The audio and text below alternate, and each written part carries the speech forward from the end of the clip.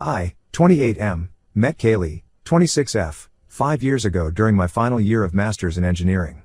She was my sister Amy's best friend and roommate in college. Amy always talked about how amazing Kaylee was and how we would be perfect for each other. I wasn't interested in dating at the time since I was focused on finishing my degree, but Amy insisted I meet Kaylee at least once. The first time I saw Kaylee was at a college party Amy had organized. Kaylee was studying psychology and had this way of making everyone around her feel comfortable. She was intelligent, funny, and could hold conversations about almost anything. We ended up talking the entire night about everything from our favorite bands to our career goals. By the end of the night, I had to admit that Amy was right, there was definitely a connection between us. We started dating shortly after that night. Kaylee would come over to my apartment to study, and I'd help her with math while she helped me understand people better. She had this natural ability to read people and situations, which I always admired. Our relationship progressed quickly, and within 6 months, we were practically living together. After graduation, we both got lucky with job placements in the same city. I landed a position as a mechanical engineer at a manufacturing plant, while Kaylee got a job as a counselor at a local high school. We decided to make things official and moved in together. 2 years later, we got married in a small ceremony with just family and close friends. My family absolutely adored Kaylee from the beginning. My mom, who had always been somewhat critical of my previous girlfriends, treated Kaylee like the daughter she never had. Amy lived abroad for work, so my mom was especially happy to have Kaylee around. My dad would often joke that they got a better deal in Kaylee than I did. Even my extended family loved her, my aunts would always invite her for shopping trips, and my uncles would ask for her advice on dealing with their teenagers. But my grandmother had a special bond with Kaylee. Grandma wasn't an easy person to please, but somehow Kaylee won her over completely. They would spend hours together in the kitchen, with Grandma teaching Kaylee our old family recipes. Kaylee would visit Grandma even when I couldn't make it, helping her with groceries or just keeping her company. Grandma often told me how lucky I was to have found someone who cared so much about family. The first 3 years of our marriage were perfect. We both had stable jobs, took regular vacations, and were saving up to buy our own house. We had a 5-year plan: buy a house, start a family, and eventually move to a bigger city for better opportunities. Kaylee was great at managing our finances, so I let her handle most of our money matters. We had a joint account where we both contributed equally, and things were working smoothly. Everything changed when Grandma passed away 6 months ago. It wasn't entirely unexpected, she had been sick for a while, but it hit our family hard, especially me. Grandma and I had always been close. When I was young, I would spend every summer at her house, helping her in her garden or listening to stories about our family history. Her house was practically my second home growing up. The real shock came during the reading of her will. Grandma had left her house to me. It was a beautiful Victorian-style home, well-maintained and in a prime location, worth around $800,000. She left some money and her jewelry collection to Amy, which seemed fair since she already had a successful career abroad. My parents didn't have any issues with this arrangement as they were financially comfortable with their own home and savings. When we got home after the will reading, Kaylee was unusually quiet. Later that night, she started talking about how this was a great opportunity for us. She suggested we sell the house and use the money as a down payment for a property in Oakwood Heights, an upscale neighborhood she had been eyeing. Her argument was that we could get a bigger, more modern house in a prestigious area, which would be better for our future kids. I was surprised by her suggestion. I had always talked about how much Grandma's house meant to me. It wasn't just a property, it was where I had grown up, where all our family gatherings happened, where I had my first birthday party, where I learned to ride a bike in the backyard. I told Kaylee I wanted us to move in there instead of selling it. This led to our first major argument. Kaylee insisted the house was too old and would need expensive renovations. She complained about the neighborhood, saying it wasn't as prestigious as Oakwood Heights. She talked about resale value and investment potential. When I pointed out that the house was mortgage-free and in good condition, she accused me of being stuck in the past. The arguments continued for weeks. Kaylee became increasingly hostile, making comments about how I was too emotionally attached to material things. She started suggesting that Grandma had been manipulative by leaving the house to me instead of dividing it equally between me and Amy. These comments hurt deeply because she knew how close I was to Grandma. What really caught me off guard was when Kaylee started involving my family. She went to my parents, crying about how my attachment to the house was affecting our marriage. She told them I wasn't considering our future or her feelings. To my shock, my parents took her side. My mom started calling me daily, telling me I needed to think about my marriage and that Grandma would have wanted us to use the house to build a better future. Even Amy, who usually supported me in everything, told me I was being unreasonable. Kaylee had apparently been messaging her regularly about our fights, painting me as someone who was letting an inheritance destroy our marriage. The only person who seemed to understand was my grandfather, but he lived in another state and wasn't actively involved in our daily lives.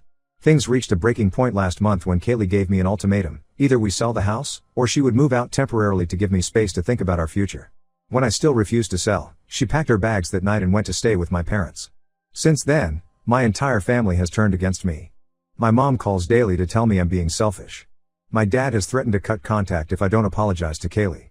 My aunts and uncles, who once treated me like their favorite nephew, now barely speak to me. They all think I'm choosing a house over my wife's happiness. I'm now living alone in our apartment while Kaylee stays with my parents. My family only contacts me to criticize my decision. Kaylee has somehow convinced everyone that I'm the villain in this situation. The worst part is that she's now talking about putting the house on the market without my consent, claiming it would be best for everyone involved. I feel completely isolated and betrayed, not just by Kaylee but by my entire family. Should I give in to keep my family together? Or should I stand my ground and risk losing everyone? I feel like I'm going crazy being the only one who sees the situation differently.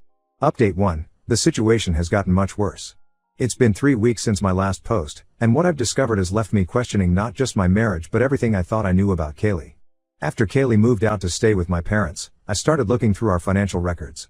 Something felt off about the way she had been acting about money lately. She had always handled most of our finances since she was better at it than me, and I trusted her completely. That trust turned out to be a huge mistake. When I logged into our joint account, I noticed something strange. Large sums of money had been withdrawn over the past 4 months, ranging from $2,000 to $5,000 each time. These weren't our usual expenses. In total, almost $45,000 had disappeared from our joint savings without my knowledge. I initially thought there must be some mistake or our account had been hacked. I called the bank immediately. They confirmed that all transactions were legitimate and had been made using Kaylee's card and credentials. The money had been transferred to another account, but due to privacy policies, they couldn't give me more information. When I asked about the possibility of fraud, they told me that all transfers had been done from recognized devices and locations we frequently used. I tried calling Kaylee multiple times to ask about the money, but she wouldn't pick up my calls. I finally drove to my parents' house to confront her. When I arrived, only my mom was home with Kaylee. The moment I mentioned the money, Kaylee burst into tears. My mom immediately went into protective mode, telling me I was harassing Kaylee and needed to leave. Before my mom could push me out, I showed her the bank statements on my phone. Even she looked shocked at the amount. Kaylee, still crying, claimed she had been saving the money for our future house in Oakwood Heights. But that didn't make sense. We already had a separate house fund that we both contributed to monthly. When I pressed further, my mom suddenly seemed uncomfortable. She asked Kaylee to go upstairs so she could talk to me alone. What my mom told me next made my blood run cold.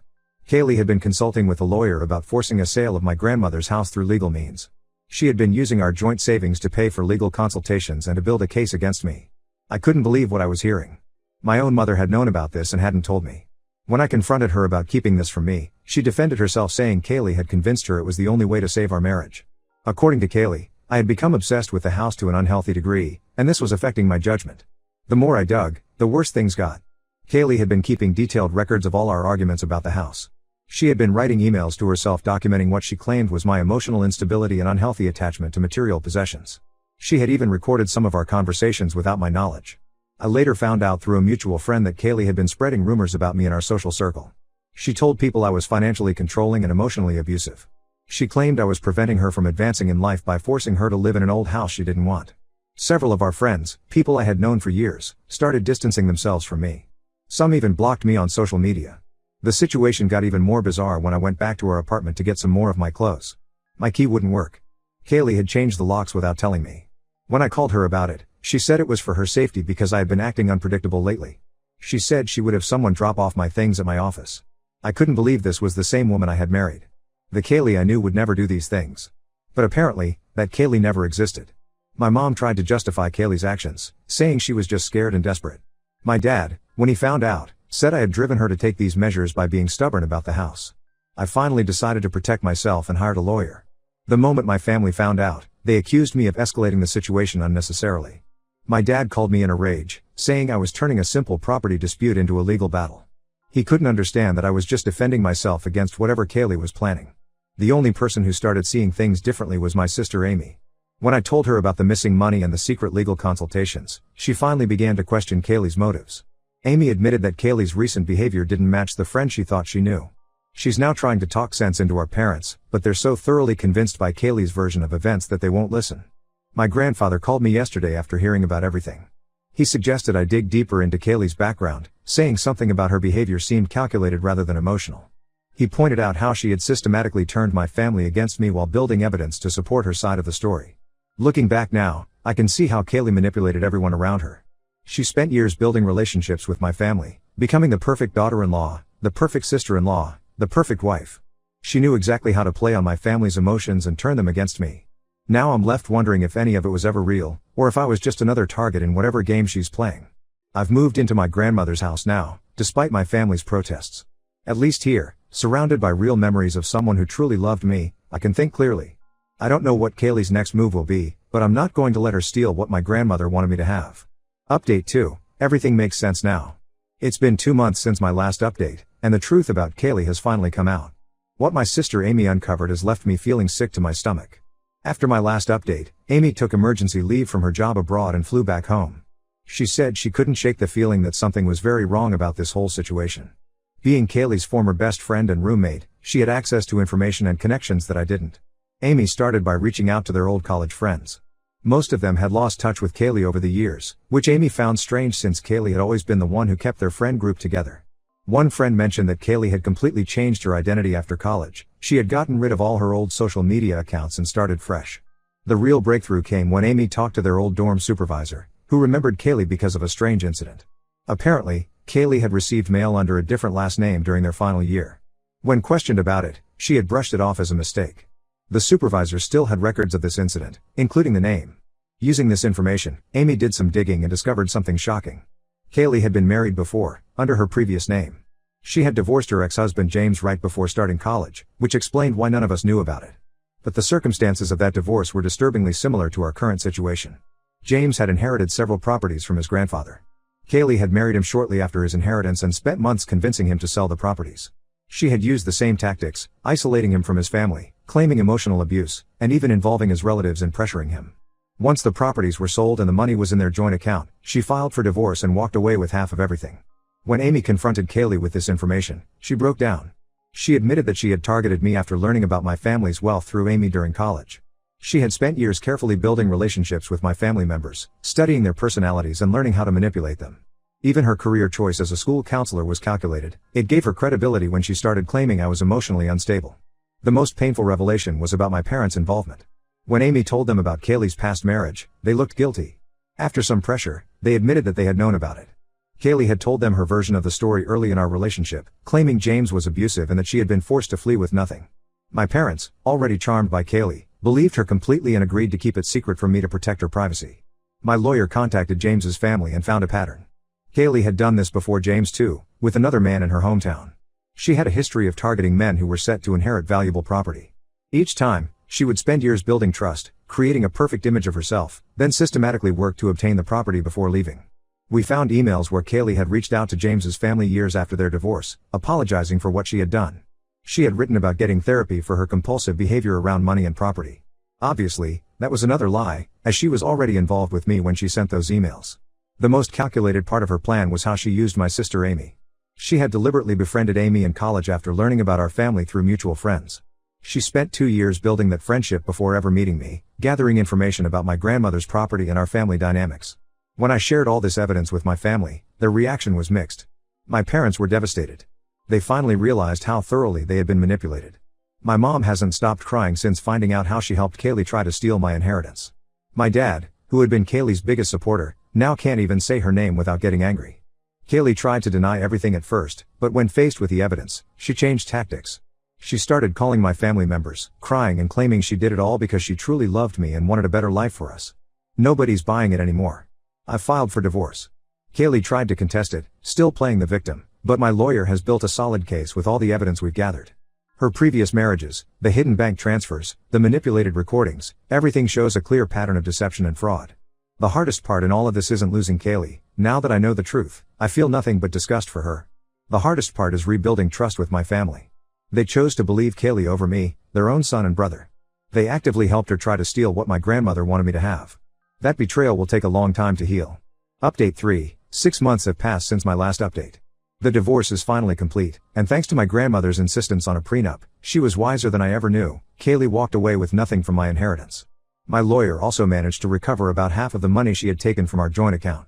After the truth came out, Kaylee tried everything to salvage her image. She showed up at my office crying, sent long emails to my family explaining how she was a changed person, and even tried to get our old mutual friends to convince me to reconsider the divorce. When none of that worked, she turned nasty. She threatened to ruin my reputation at work, tried to claim I had been abusive during our marriage, and even attempted to contact my grandmother's lawyer to contest the will. None of her attempts worked. Her previous pattern of behavior was too well documented, and her lies fell apart under scrutiny. Last month, she finally moved to Arizona. I heard through Amy that she's already engaged to someone else, a real estate developer who recently inherited his father's business. I almost felt like warning him, but my lawyer advised against any contact with her. The relationship with my family is slowly healing, but it's different now. My parents have been trying to make amends. They sold their house and moved closer to me, hoping to rebuild our relationship. My mom comes by every weekend to help with the house renovations, and my dad has been teaching me about property maintenance. They're trying, but there's still this underlying tension. Every time they apologize, I can see they're haunted by how easily they turned against me. Amy moved back temporarily to help sort things out. She still carries a lot of guilt for introducing Kaylee into our lives. She's been my strongest support through all this, helping me renovate the house and keeping me company when things get too quiet. She's also been instrumental in helping our parents understand the depth of their betrayal and what they need to do to rebuild trust. The house renovation has become a family project of sorts. While clearing out the attic, we found boxes of old photographs. There was one of my grandmother standing in front of the house when she was my age, with my grandfather and their young children. Seeing that photo confirmed I made the right decision in keeping the house. This place isn't just property, it's our family's history. My extended family has also been trying to make amends. My aunts and uncles, who had sided with Kaylee, now avoid mentioning her name around me. They send occasional texts checking in, but our relationships remain distant. I'm not sure if things will ever go back to how they were before, but maybe that's not a bad thing. This experience has taught me a lot about setting boundaries, even with family. Surprisingly, my grandfather has become my closest confidant. He calls regularly to check on me and share stories about my grandmother. He told me she had insisted on the prenup because something about Kaylee reminded her of someone from her past, a woman who had married her brother for his money and left him broke. I wish I had paid more attention to those subtle warnings. The whole experience has changed me. I'm more cautious now, but not bitter. I've learned that sometimes being painted as the villain by everyone doesn't mean you're wrong. Standing your ground, even when it feels like the whole world is against you, can be the right thing to do. I lost my wife and temporarily lost my family's support, but I protected what mattered to me, and the truth eventually came out. I'm still living in my grandmother's house, slowly making it my own while preserving her memory. Every room holds stories of our family, and now I'm adding my own chapter to its history. It's not the life I imagined having at 28, but it's authentic, and that's worth more than any fake perfect marriage.